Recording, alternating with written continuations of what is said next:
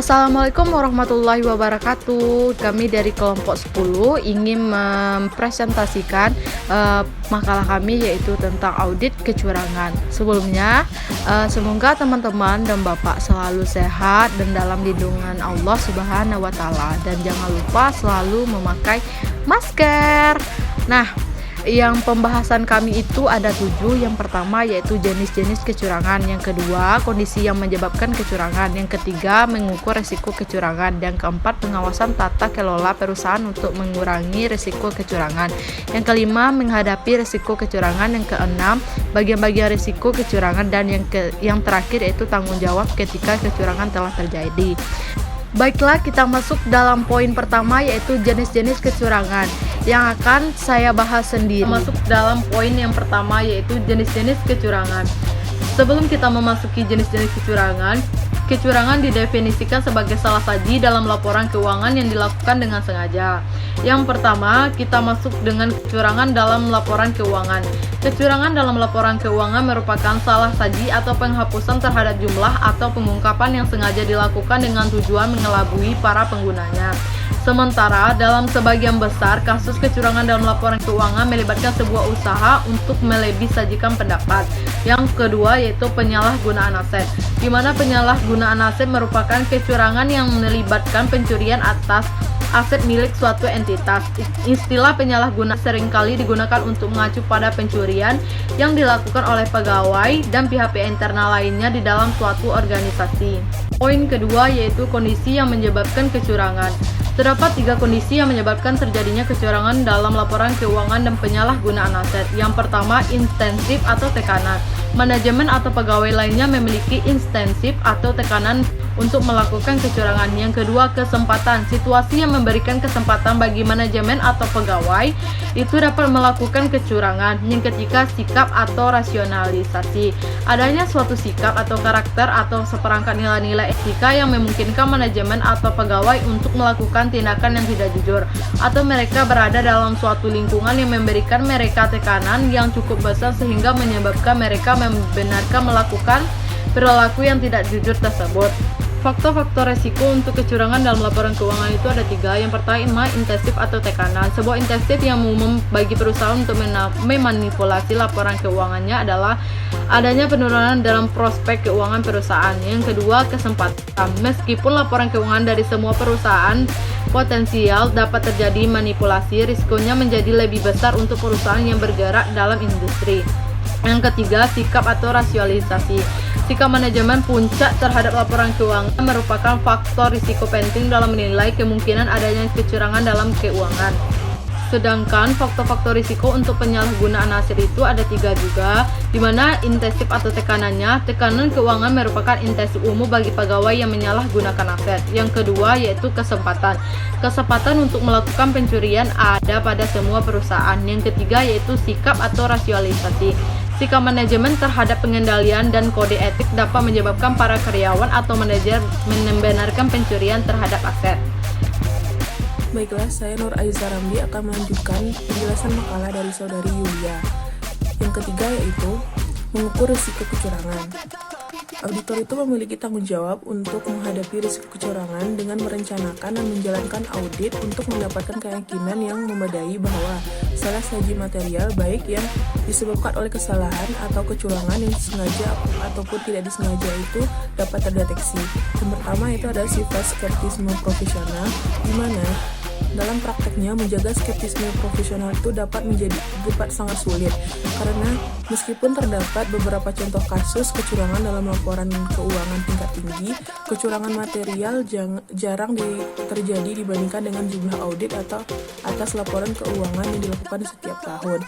Kemudian yang kedua yaitu berpikir kritis. Selama merencanakan audit dalam setiap pengauditan, tim kerja harus membahas kebutuhan untuk menjaga pikiran kritis di sepanjang pengauditan untuk mengidentifikasi risiko-risiko kecurangan dan secara kritis mengevaluasi bukti-bukti audit itu sendiri. Yang ketiga yaitu evaluasi kritis atas bukti audit.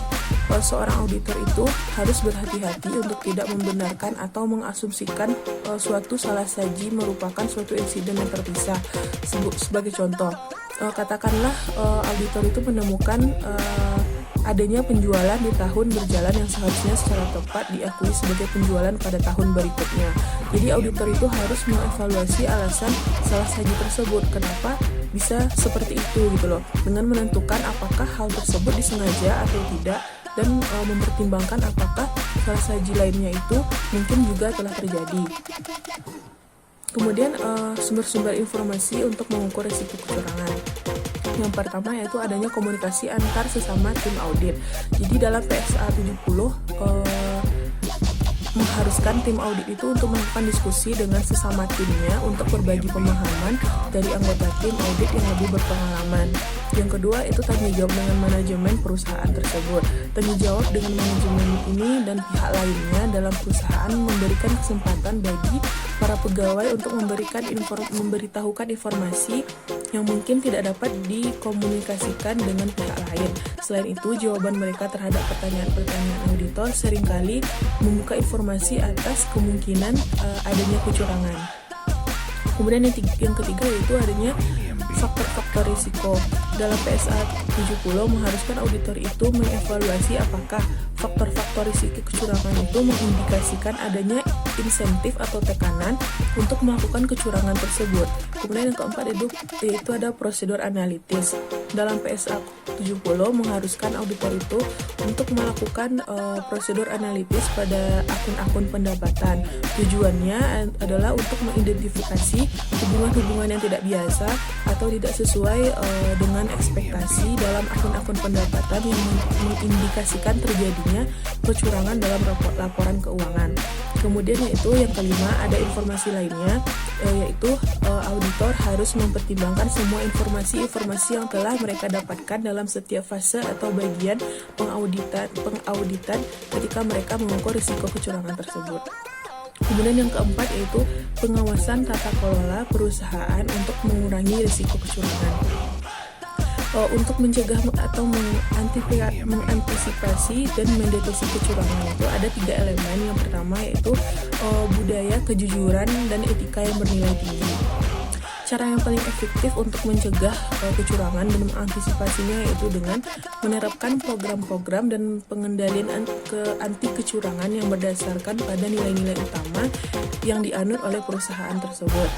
Jadi di sini terdapat 6 elemen yang menciptakan budaya kejujuran dan etika yang bernilai tinggi, yaitu yang pertama teladan dari pemimpin. Jadi bisa saja kita pemimpin tersebut mencontohkan hal-hal yang baik gitu loh dari untuk karyawannya. Yang kedua yaitu menciptakan lingkungan kerja yang positif. Yang ketiga yaitu mempekerjakan dan mempromosikan pegawai yang tepat. Misalnya ada pegawai-pegawai yang memang berprestasi, jadi dipromosikan dan memang diapresiasi kerja mereka. Kemudian dilakukan pelatihan dengan mengingatkan bahwa ketika bekerja itu ada etika-etika yang harus dipenuhi, ada kejujuran dan lain sebagainya. Kemudian adanya konfirmasi, kemudian disiplin itu harus memang dalam pekerjaan memang diingatkan harus memang melakukan disiplin yang tinggi. Kemudian tanggung jawab yang kedua yaitu tanggung jawab manajemen untuk mengevaluasi risiko-risiko kecurangan. Jadi kecurangan tidak dapat terjadi tanpa adanya kesempatan yang terbuka untuk melakukan dan menutupi kecurangan tersebut. Namun manajemen juga bertanggung jawab untuk melakukan tindakan-tindakan sebagai berikut. Yang pertama yaitu mengidentifikasi dan mengukur risiko kecurangan. Yang kedua yaitu melakukan pengawasan dalam program-program dan pengendalian pencegahan kecurangan. Yang ketiga yaitu menangani risiko kecurangan. Yang ketiga ada pengawasan dari komite audit. Itu dari pihak eksternalnya. Jadi komite audit pengawasan dari komite audit ini bisa berupa internal dan eksternal. Jadi komite audit ini memiliki tanggung jawab utama untuk mengawasi proses penyusunan laporan keuangan dan pengendalian internal organisasi. Dan juga komite audit membantu menciptakan suatu teladan yang efektif mengenai mengenai kejujuran dan etika dalam perusahaan dengan tidak memberikan toleransi sama sekali terhadap kecurangan-kecurangan yang terjadi. Dan pengawasan yang dilakukan oleh komite audit juga bertindak sebagai pencegah kecurangan oleh manajemen senior eksternal. Jadi komite audit ini memiliki tanggung jawab utama untuk mengawasi proses penyusunan laporan keuangan dan pengendalian internal organisasi. Dan juga komite audit membantu menciptakan suatu teladan yang efektif mengenai kejujuran dan etika dalam perusahaan dengan tidak memberikan toleransi sama sekali terhadap kecurangan-kecurangan yang terjadi. Dan pengawasan yang dilakukan oleh komite audit juga bertindak sebagai pencegah kecurangan oleh manajemen senior. Kelima yaitu menghadapi risiko kecurangan. Jadi manajemen itu tentunya memiliki program-program yang dirancang untuk mencegah, mengantisipasi, dan mendeteksi kecurangan tersebut. Namun perlu juga dilakukan pertimbangan oleh auditor apakah program-program anti kecurangan ini memang mengatasi risiko yang ada atau apakah kelemahan dalam pengendalian telah meningkatkan risiko kecurangan tersebut. Jadi timbullah respon-respon auditor yang mencakup hal-hal sebagai berikut, ada 5. Yang pertama yaitu mengubah keseluruhan pelaksanaan audit. Yang kedua yaitu merancang dan melakukan prosedur audit untuk menghadapi risiko kecurangan. Yang ketiga yaitu merancang dan melakukan prosedur-prosedur untuk mengatasi dominasi manajemen terhadap pengendalian. Dalam hal ini ada 2 prosedur yang harus dijalankan. Yang pertama yaitu memeriksa ayat-ayat jurnal dan penyesuaian-penyesuaian lainnya sebagai bukti adanya kemungkinan salah saji yang disebabkan oleh kecurangan. Yang kedua yaitu menelaah estimasi akuntansi untuk setiap hal yang tidak wajar. Yang keempat ada yaitu mengevaluasi rasionalitas bisnis untuk transaksi-transaksi yang tidak biasa. Yang kelima yaitu memutakhirkan proses penilaian risiko. Jadi penilaian auditor terhadap risiko salah saji material yang disebabkan oleh kecurangan harus terus berjalan di sepanjang pengauditan dan dikoordinasikan dengan prosedur penilaian risiko lainnya. Nama saya Nala Zumbiati, NIM 1816040012. Saya akan menjelaskan tentang bagian-bagian risiko kecurangan. Yang pertama, risiko kecurangan dalam akun pendapatan dan piutang dagang. Pendapatan dan beberapa akun piutang yang terkait serta akun kasih biasanya sangat rentan terhadap manipulasi dan pencurian. Dan contoh dari kecurangan tersebut seperti risiko kecurangan dalam laporan keuangan untuk akun pendapatan. Ada banyak alasan mengapa pendapatan rentan terhadap manipulasi. Yang paling penting, pendapatan hampir selalu merupakan akun terbesar dalam laporan laba rugi, sehingga suatu salah saji yang hanya berupa presentasi penjualan yang kecil tetap dapat berpengaruh besar terhadap laba. Alasan lain, pendapatan merupakan akun yang rentan terhadap manipulasi adalah kesulitan dalam menentukan waktu yang tepat untuk mengakui pendapatan dalam berbagai situasi. Contoh kecurangan dalam akun pendapatan. Yang pertama, adanya pendapatan fiktif. Bentuk kecurangan yang paling fatal melibatkan penciptaan pendapatan fiktif. Banyak kasus yang telah terungkap dengan cara menciptakan pendapatan fiktif. Umumnya pelaku mengetahui atau memahami pihak-pihak yang melakukan pengisian arsip dokumen untuk menciptakan kebijakan fiktif. Yang kedua, pengakuan pendapatan yang prematur. Hal ini merupakan pencatatan pendapatan yang bukan seharusnya di tempatnya. Yang ketiga, manipulasi penyesuaian pendapatan. Penyesuaian pendapatan yang paling umum melibatkan datur penjualan dan pengurangan harga. Selanjutnya, tanda-tanda peringatan kecurangan dalam pendapatan. Terdapat banyak tanda-tanda peringatan yang mengidentifikasi adanya suatu kecurangan, tetapi ada 2 peringatan yang paling berguna didapatkan, yaitu dari prosedur analitis dan ketidakcocokan dalam dokumen-dokumen. Yang pertama, prosedur analitis. Prosedur analitis seringkali dapat menandai kecurangan dalam pendapatan, khususnya dari presentasi margin kotor dan perputaran piutang dagang. Pendapatan fiktif akan melebihi sajikan presentasi margin laba. Pengakuan pendapatan yang prematur juga melebihi sajikan margin laba kotor jika biaya penjualan yang terkait tidak diakui. Penjualan fiktif juga perputaran piutang karena penjualan fiktif juga dimasukkan dalam piutang tak tertagih. Yang kedua, melalui cara ketidakcocokan dokumen. Meskipun usaha terbaik telah dilakukan oleh pelaku kecurangan, transaksi-transaksi fiktif yang jarang memiliki tingkat keandalan bukti yang sama sebagaimana yang dihasilkan dari transaksi-transaksi yang sah. Para auditor harus mewaspadai penandaan dan perubahan yang tidak biasa dalam dokumen-dokumen, dan mereka harus mengandalkan dokumen asli daripada salinan dokumen tersebut. Selanjutnya, tanda-tanda peringatan penyalahgunaan pendapatan dan penerimaan kas. Pencurian atas penjualan dan penerimaan kas yang terkait yang jumlahnya relatif kecil dapat dicegah dan dideteksi dengan lebih baik oleh pengendalian internal yang dirancang untuk meminimalisasi kesempatan untuk melakukan kecurangan. Untuk mendeteksi kecurangan yang lebih besar, prosedur analitis dan perbandingan-perbandingan lainnya dapat berguna untuk mendeteksi kecurangan tersebut. Bagian risiko kecurangan yang kedua yaitu risiko kecurangan dalam persediaan. Persediaan seringkali merupakan akun terbesar pada neraca sebagian besar perusahaan, dan auditor seringkali kesulitan untuk memverifikasi keberadaan dan penilaian persediaan. Risiko kecurangan laporan keuangan untuk persediaan. Persediaan fiktif telah menjadi inti masalah dari beberapa kasus kecurangan laporan keuangan penting.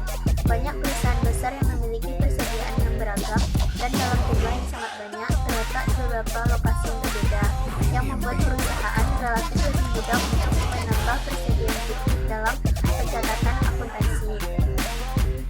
Selanjutnya, tanda-tanda peringatan untuk kecurangan dalam persediaan.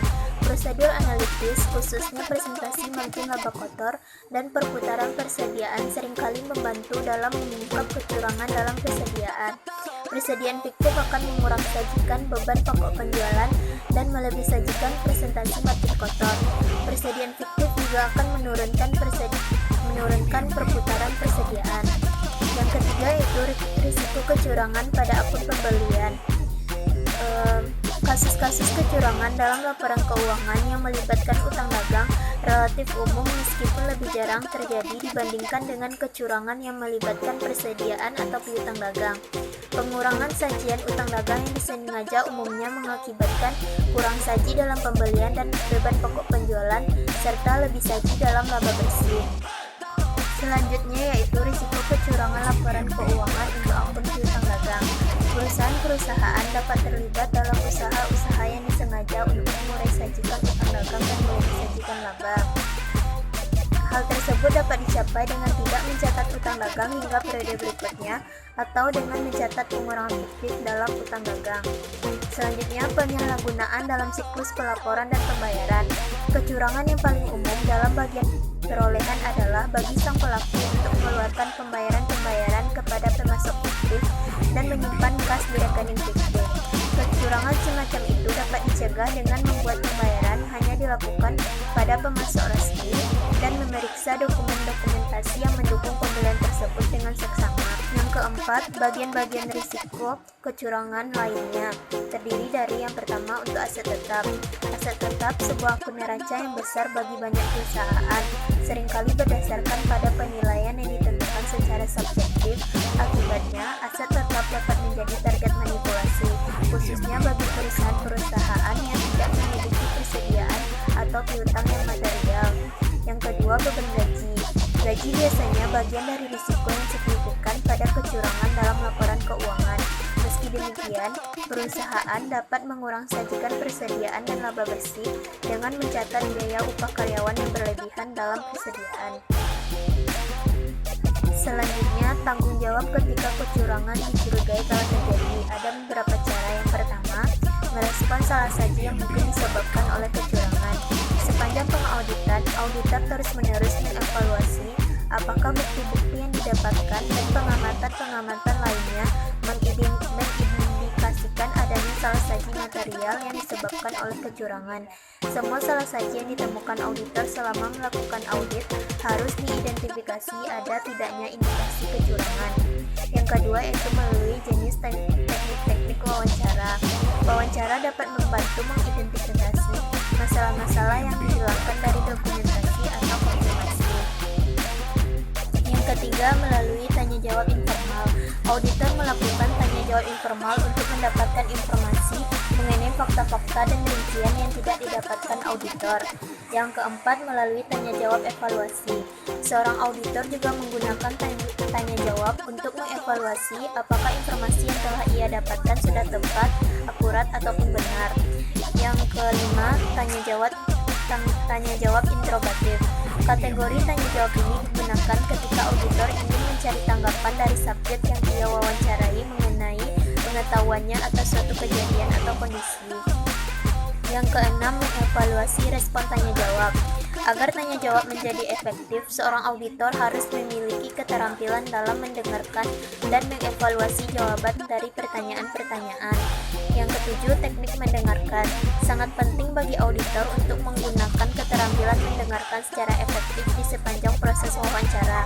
Auditor harus terus-menerus memperhatikan dengan menjaga kontak mata, anggukan persetujuan, atau menunjukkan tanda-tanda kepemahaman lainnya. Yang kedelapan, mengamati tanda-tanda perilaku. Seorang auditor yang terampil dalam menggunakan tanya jawab akan mengevaluasi respon verbal dan non-verbal dari orang yang dia wawancarai. Selain mengamati tanda-tanda verbal, penggunaan wawancara juga memungkinkan auditor untuk mengamati perilaku non-verbal. Penyelidik andal mencatat bahwa subjek yang tidak nyaman dalam memberikan jawaban terhadap suatu pertanyaan seringkali menunjukkan banyak perilaku non-verbal. Tentunya, tidak semua orang menunjukkan perilaku tersebut yang merasa tidak nyaman dalam menjawab pertanyaan auditor. Kuncinya adalah mengidentifikasi apakah perilaku individu mulai berubah dari biasanya. Yang kesembilan yaitu tanggung jawab lainnya ketika dicurigai. Ketika auditor mencurigai bahwa kecurangan mungkin telah terjadi, PSA 70 mengharuskan auditor untuk mendapatkan bukti tambahan untuk menentukan apakah kecurangan yang signifikan telah terjadi. Auditor seringkali menggunakan wawancara sebagai bagian dari proses untuk mendapatkan informasi. Auditor seringkali menggunakan perangkat lunak audit seperti ACL dan IDEA untuk menentukan apakah kecurangan telah terjadi. Perangkat lunak tersebut memberikan pencarian efektif untuk semua pelanggan dalam dokumen-dokumen berikutnya yang dapat mengidentifikasikan adanya salah saji terkait dengan tujuan kelengkapan akun-akun liabilitas dan beban. Terima kasih kepada teman-teman yang sudah mendengarkan pemaparan dari pemakalah kami. Semoga teman-teman dapat memahaminya dengan sebaik mungkin. Baiklah, kami tutup dengan wabillahi taufiq wal hidayah. Wassalamualaikum warahmatullahi wabarakatuh.